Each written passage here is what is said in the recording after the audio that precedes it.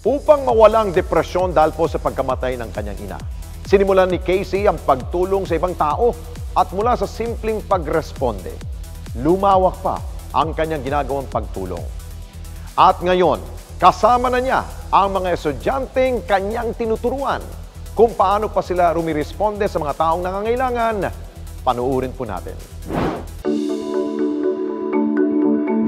Ako po si Casey Mangareng, Project Olayo Above and Beyond po. Ang Project Olayo po ay nag-start noong May 2, 2018 sa National Children's Hospital. Kasama ko ang mga former students ko po na junior high school. So, in-invite ko lang po sila na pumunta doon para sana i-celebrate yung birthday po ng mama ko na unfortunately namatay noong November 2017 dahil po sa cancer. Yung event naman po sa Project Olayo na yon noong 2018 ay invitation ng isa kong kaibigan. And then nung malaman po niya na nagsasuffer na ako ng depression dahil sa pagkamatay po ng nanay ko, sabi niya na, uy, pumunta ka nga dito, na ba nangyayari sa'yo para makita mo itong mga bata. So, dahil ayokong pumunta mag-isa, wala akong choice. Nag-invite ako. Naisip kong invite is yung mga estudyante ko nga po dati. Actually, hindi ko rin ma-explain. Parang ang unang-unang tumatak talaga sa isip ko yung mga estudyante ko. Na feeling ko, baka gusto nilang doon pumunta. Baka gusto nilang mag-spend ng one Saturday sa hospital kasama yung mga batang may cancer. And then, nung time po na yun, nung pumunta kami doon, yung mga bata po mismo nagsabi sa akin na, try po nating bumalik ulit. Kasi sobrang na-enjoy nila yung moment sa mga bata and then na-appreciate nila daw yung pinapakitang katatagan ng mga bata at the age of 4 or 3. So, bumalik po ulit kami, pero mas marami na. Bagamat pawang may sakit ang mga batang kanilang binibisita, inspirasyon naman ang hatid nito sa kanila.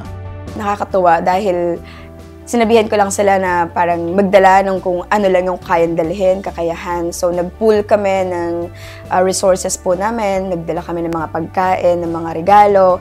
And then, may mga estudyante ako na nag-storytelling sa mga bata. Nakipagkwentuhan lang po talaga kami actually, mostly dun sa sa mga mothers talaga na nandoon. And then, we found out nga na may mga bata na 3 weeks na nag-i-stay, may mga batang humihinto ng pag-aaral dahil sa chemotherapy nila.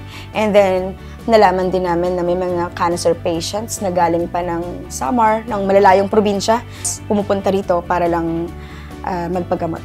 So, yun po yung mga stories nila na na-inspire po kami na ano man yung pinagdadaanan nila. Kikita namin kung gaano sila ka-jolly makipagkwentuhan sa amin.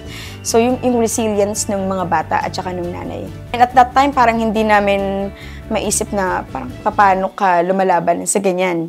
Nakita ko rin po yung sarili ko doon sa pamilya ng mga batang may cancer na ang tatapang din talaga ng mga taong ito na nakaka-motivate mabuhay. Mahirap po pala kasi yung may mahal ka sa buhay na sa sitwasyon ko po, nakikita ko na parang gusto niya lumaban. Sa sitwasyon po ng nanay ko, she really wanted to fight. Kasi yung mga kapatid ko, nakita ko yung sarili ko doon sa mga nanay, sa mga ate, sa mga puwi na nandoon na you really want to do everything para madagdagan pa yung buhay nung mahal mo sa buhay. So, nakikita ko rin sa kanila na iisa ang kinapitan namin, yung pananampalataya at saka po yung pananalangin. Isa sa pinakauna nilang programa ay ang pagtuturo sa mga batang nasa ospital. Ang 2018, 2019, tuloy-tuloy na yung proyekto namin. Medyo mas lumalaki na, mas nagiging frequent na yung visits namin sa hospital. So, noong 2020, nagkaroon kami ng plan na mag-launch talaga tayo ng program.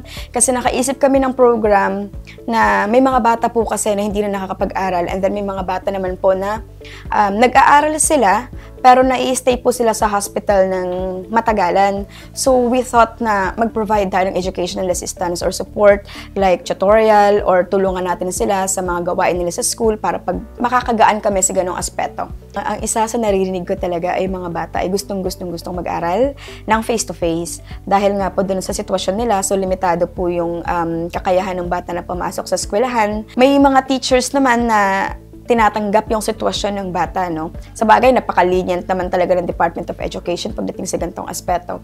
So, may mga teachers kami na talagang nakikipag-communicate sa amin pag nalalaman po nila yung program. Sila mismo yung nagsasend ng modules, kung ano yung mga pwedeng ituro sa bata na to para isend namin sa kanila.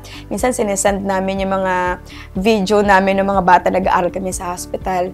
Ayun po. So, unang-una naririnig ko sa mga bata ay yung kagustuhang makabalik sa normalcy ng pag-aaral po nila. Doon po pinanganak yung programa naming Hospice Eskwela.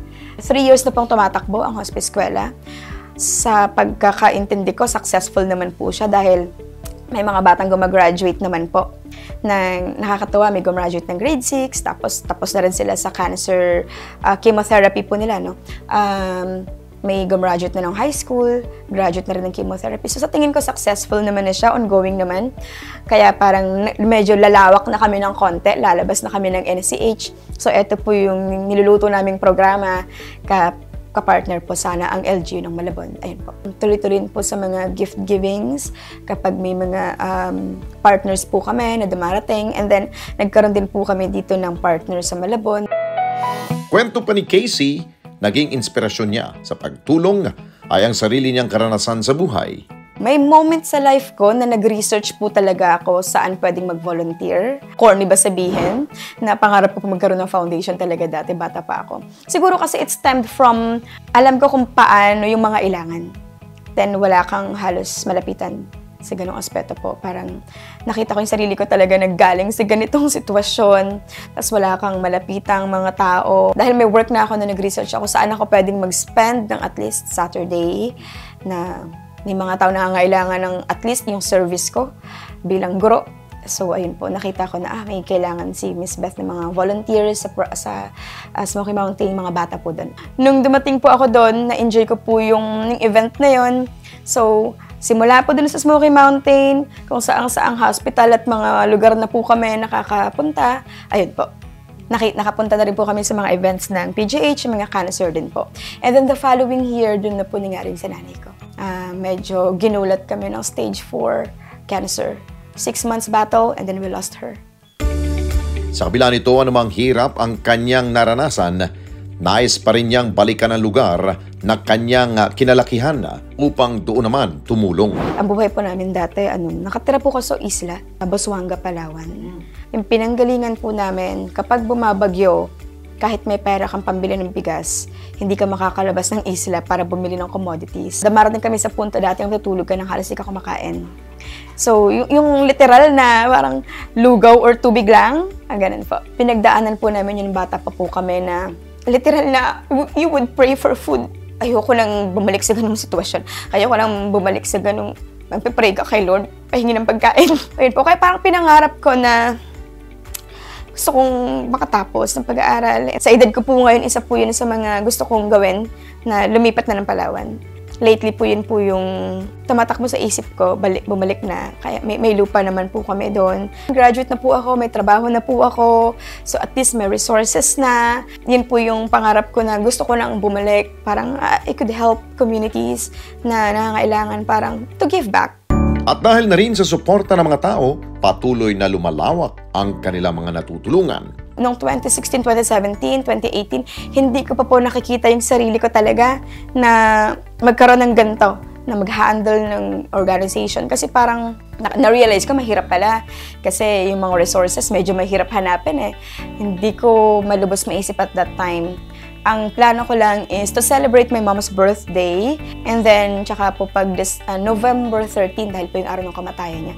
Yun talaga yung original plan namin na to celebrate that with people with cancer. Actually, nakakatuwa po kasi hindi po kasi ako lately nagpo-post sa Facebook. Parang hindi, dahil iniisip ko naman na regular naman kami pumupunta doon, so hindi ko na pinupost yung linggo-linggo naming pag-tutor or pag-bisita. May mga former co-teachers pala, na nasa ibang bansa na ngayon. Sila na mismo nagme-message sa akin na, sige, magsasend ako. Magbibigay ako para sa ganitong gawain.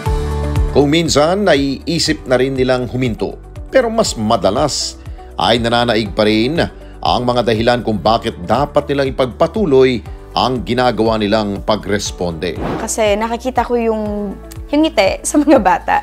Kapag niyakap ka ng bata and then magsa-thank you, parang, kasi to plan an event, nakakapagod siya kasi mag-spend ka ng oras. Pero yung makakita ka ng batang ngumingiti, knowing na kung totoo yan, mas mabigat yung struggle ng bata.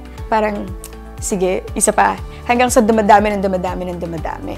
Kagaya po nung mga events po namin ng bloodletting, nakakapagod magkaroon ng bloodletting event. Pero pag nakikita namin yung mga batang dumadating sa araw na yun to support us, parang, sige pa, plan pa tayo, kaya pa to. Ano man ang ating pinagdaraanan, huwag nating hayaan na gupuin tayo ng lungkot. Tulad ni Casey na ginawang inspirasyon ang kalungkutan para magbigay ng kasiyahan at responde lalo na sa mga katulad niyang nawala ng mahal sa buhay. Ako si Casey Mangareng ng Project Olayaw Above and Beyond Certified E-Responder.